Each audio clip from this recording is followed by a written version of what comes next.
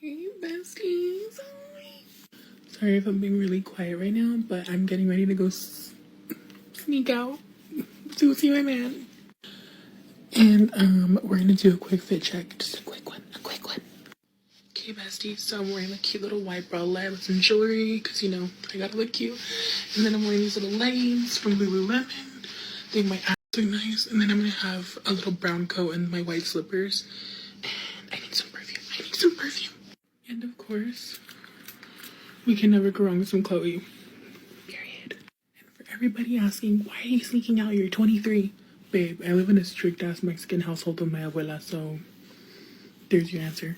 Okay, guys, I'm getting ready to leave, but I will talk to you guys in a little bit. So what we all just witnessed was Weezy's latest 2:30 a.m. fit check, or sometimes he calls it his OOTN, which stands for Outfit of the Night. Now, for those of you that don't know who Weezy is, he gained notoriety several months ago on the Whatever podcast when he said he was a bad bitch or a baddie and claimed to be a 10 out of 10 on the hotness scale. Here's a quick recap of that in case you missed it. Hi, I'm Kiko. I'm 23. I go to UCSB and I also bartend.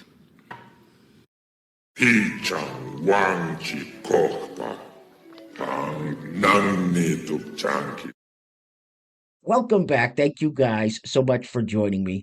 So I have a fairly quick and slightly crazy clown world update for you guys today, and as usual, we have no time to waste. So let's get into it. Now, if you place your attention on the screen for a moment.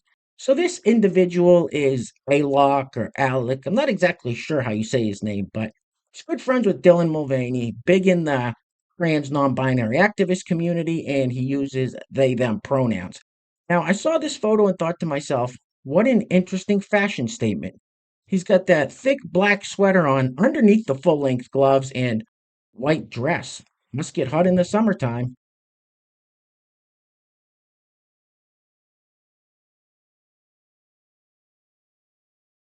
I've got a luscious V of hair going from my chest pubes down to my ball throat. All right, let's keep it moving with this lovely lady who is known for her pro Biden songs. Now, let me preface this by saying I love her energy and her creativity. She seems like a very sweet woman. She's been duped. Probably too much CNN and MSNBC. Roll it. For women everywhere. About the election. What do you gotta lose? Everything. For American women, we might lose our health care, 'cause every state will be against your very own welfare. You won't be respected for your decisions about your body. They don't care. They have their reasons. The law might let you die rather than help you and try. They really don't care if you die. That'll be the new law of the land. If you vote for Trump, Project 2025, and the new Republican plan, be lucky if you get out of there alive. That's why vote for Joe Biden. Joe Biden for President of the United States. He will protect our freedom.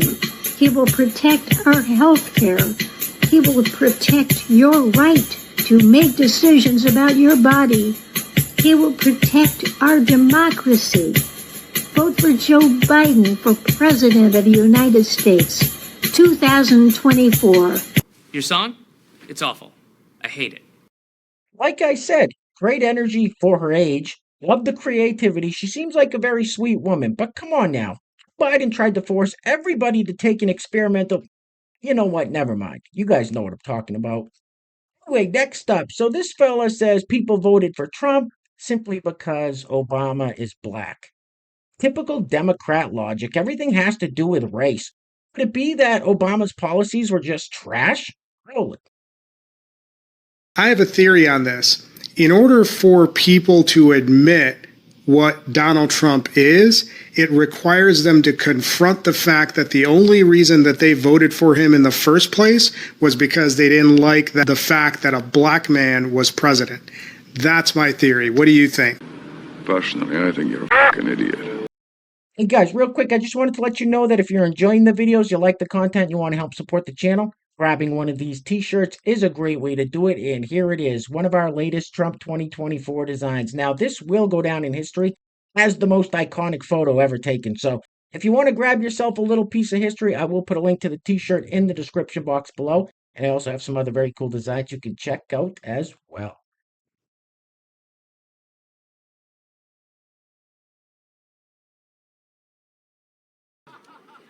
Yes! That's awesome!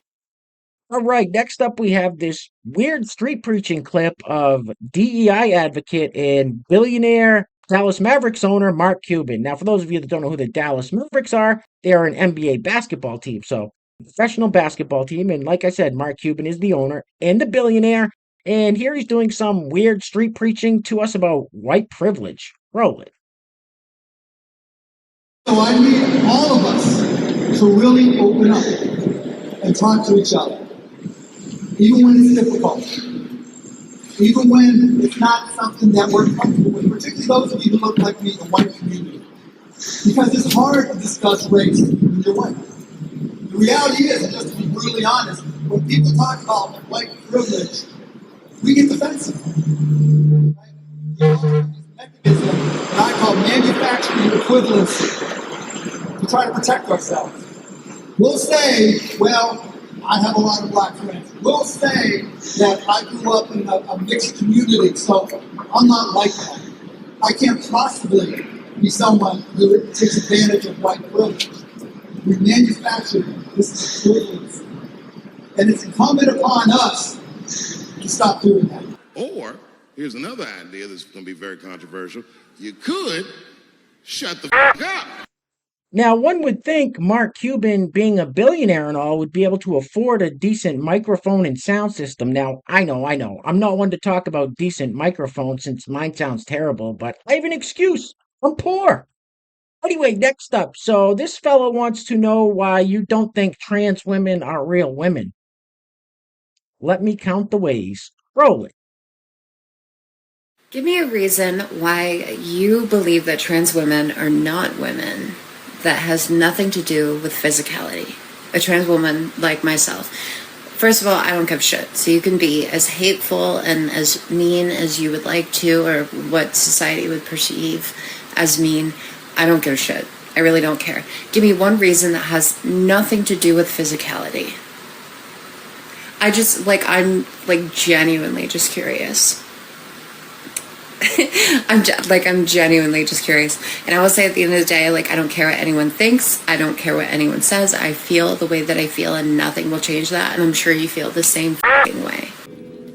What did you say? Give me a reason why you believe that trans women are not women. I'm eating too, bitch. My twigging berries. I honestly don't think it's mean or hateful to state the obvious. I mean, it's biology, right? Anyway, next up. So here we have a before and after scenario. It's kind of one of those how it started versus how it's going.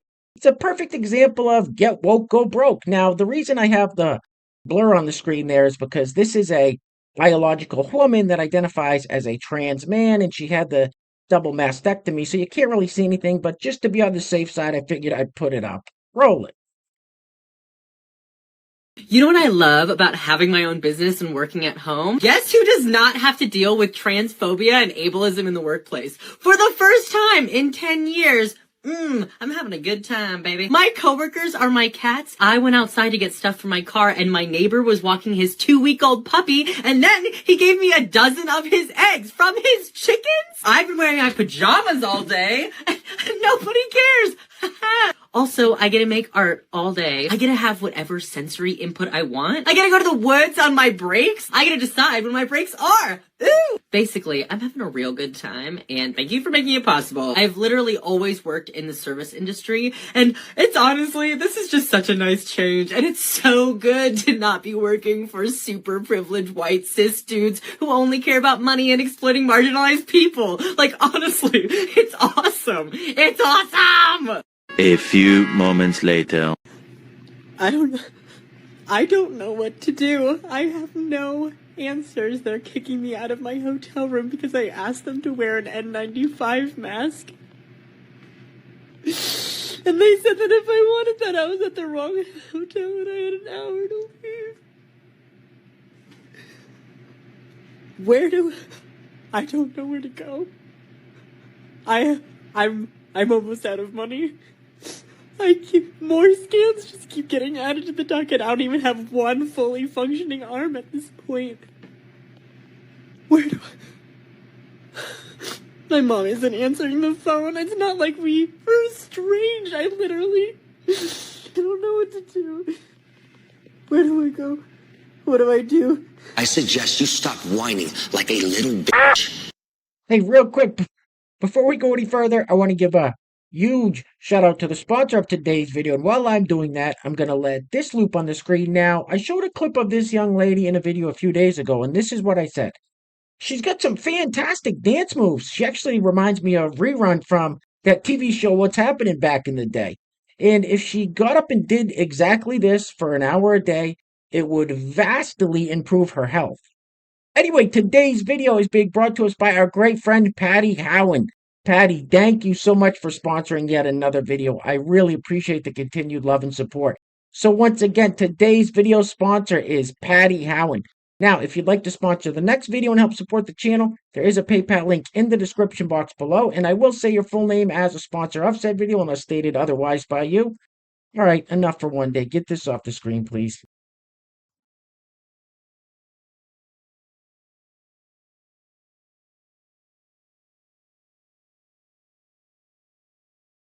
Holy cow.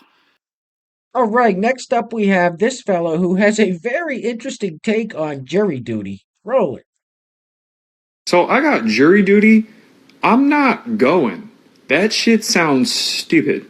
So you're telling me there's a guy who did a crime and you need me to show up so you can convince me whether or not he did it? I didn't go to law school. Who gives a fuck what I think? Like, a jury of my peers are dumb as fuck, dude. I'm just confused because, like, why isn't it a job? Like, why is jury duty a thing? Why don't you just hire jury people full-time and have them clock in and make them go to fucking law school for it? Why can't you just get, like, an associate's degree in jury tutoring? Like, why do we have to grab randos off the street? NPCs. Why do I have to convince a Lifetime Fitness front desk employee, an Arby's shift lead, and a librarian that I'm not guilty for murder? What an idiot. Now, as many of you are probably aware, they are wrapping up the RNC, or Republican National Convention, in Milwaukee, Wisconsin. And well, here we have a quick sneak peek of what we can look forward to at the DNC, or Democratic National Convention, coming soon. Roll it. We say gay, we say trans lives matter, we say black lives matter, and we say women have the right to do whatever they want with their own body. And most importantly, we vote on November 5th. So can I get that commitment from y'all? Yes. What the hell did you just say? We say gay, we say trans lives matter. In your circle, I'm sure you got all kinds of gays and trans whatevers of all stripes, but not where I come from. Now, some of you may recall that at the recent debate between Donald Trump and Joe Biden, Trump mentioned something about black jobs, and afterwards, a bunch of people on the left completely freaked out about it. Well, we're going to be wrapping it up with this clip of Joe Biden calling Chlamydia Harris's job as vice president a black job. Anyway, things are clearly getting very crazy out there, guys, so please take care of yourselves. Take care of each other. Till next time, love you guys. Peace. Roll it. Of course, here's what he thinks of black jobs. I love his phrase, black jobs. It tells a lot about the man and about his character. Folks, I know what a black job is. It's the Vice President of the United States. What did you say? What the did you just say? Folks, I know what a black job is. It's the Vice President of the United States. That's racism, man. I love to racism, bro. And you ain't black.